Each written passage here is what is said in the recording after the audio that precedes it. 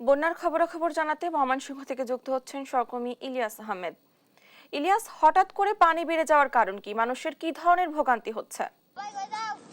উজান থেকে নেমে যাওয়া পানি নিম্নাঞ্চলে যাচ্ছে, অর্থাৎ যার কারণে আমরা দেখেছি নিম্নাঞ্চল বেশি করে প্লাবিত হচ্ছে এবং মানুষের যে ভোগান্তি সেটি কিন্তু প্রতিনিয়তই বেড়ে চলেছে। এবং এই বিষয়টি নিয়ে প্রশাসন থেকে বলা হয়েছে তারা কিন্তু তাদের যে সহায়তা সেই সহায়তার মাত্রাও কিন্তু বাড়িয়ে দিয়েছেন, অর্থাৎ বন্যা দুর্গত এলাকার জন্য 63 মেট্রিক টন চাল কিন্তু ইতিমধ্যেই তারা বরাদ্দ দিয়েছেন। সেই সাথে নগদ 7 লাখ টাকা বরাদ্দের কথা আমাদেরকে কিন্তু জানিয়েছেন। এবং বেশিরভাগ নিম্ন অঞ্চলেই কিন্তু এখন প্লাবিত হচ্ছে, অর্থাৎ উজানের পানি নিম্ন অঞ্চলে যাওয়ায় সেই এলাকাগুলো কিন্তু নতুন করে প্লাবিত হচ্ছে। অর্থাৎ প্রশাসন থেকে বলা হচ্ছে যদি আগামী 2-1 দিনের মধ্যে বৃষ্টি না হয় তাহলে এই যে মানুষের দুর্ভোগ সেটি কমে যাবে, অর্থাৎ পানি কিন্তু ব্রহ্মপুত্র নদ দিয়ে নেমে যাবে সেই বিষয়টি তারা বলছিলেন। অর্থাৎ আসার কথা হচ্ছে আজকে আমরা সারাদিনেই দেখেছি যে ময়মনসিংহের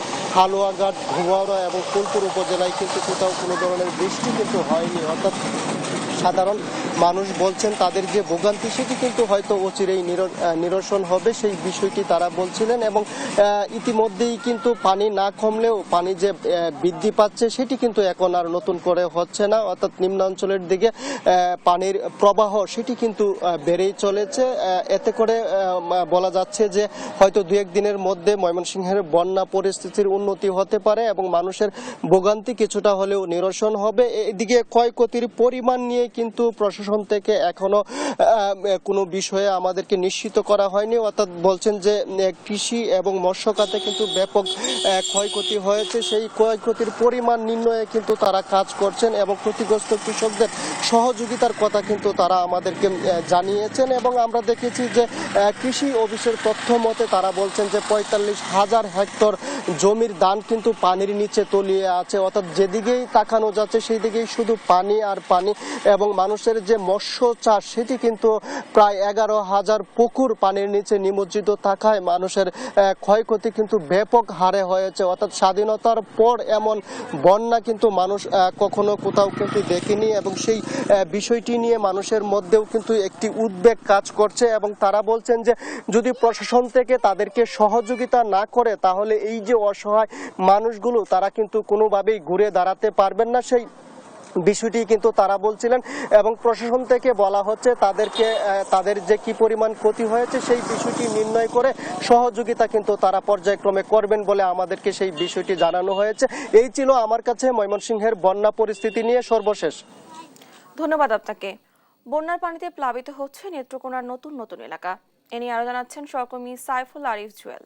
এই মুহূর্তে আমি দাঁড়িয়ে আছি নেত্রকোনা জেলার পূর্বদলা উপজেলার জারিয়া ইউনিয়নের নাটোরকোনা যে এই বাঁধটি আছে, যে বাঁধটি গতকাল বিকালে ভেঙে গিয়েছে। ভেঙে গিয়ে দুটি ইউনিয়নের 7-8টি গ্রাম প্লাবিত হয়েছে। এই বাঁধটি বাঁধটি ভাঙে যাওয়ার আগে ওই পাশটাতে পানি অনেকটা পানি জমা ছিল, সেই পানিটা ভেঙে এই বাঁধটা ভেঙে যাওয়াতে পানি গিয়ে নিম্নাঞ্চল প্লাবিত হয়েছে, নিচু যে বাড়িঘর আছে সেগুলো প্লাবিত হয়েছে। তো অনেক মানুষজনের বাড়িঘরে পানি উঠেছে, তারা নিরাপদ স্থানে আশ্রয়ে চলে গেছেন।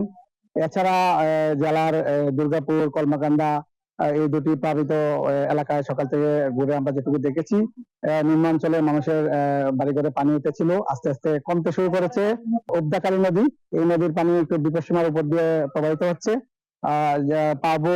জেলা পাবুর নির্বাহী কর্মকর্তার সঙ্গে কথা বলেছি, তিনি জানিয়েছেন সন্ধ্যা পর্যন্ত অনেকটাই পানি কমে যাবে এবং আর নতুন করে বৃষ্টিপাত হওয়ার সম্ভাবনা নেই। বন্যা পরিস্থিতির ধীরে ধীরে উন্নতি হচ্ছে।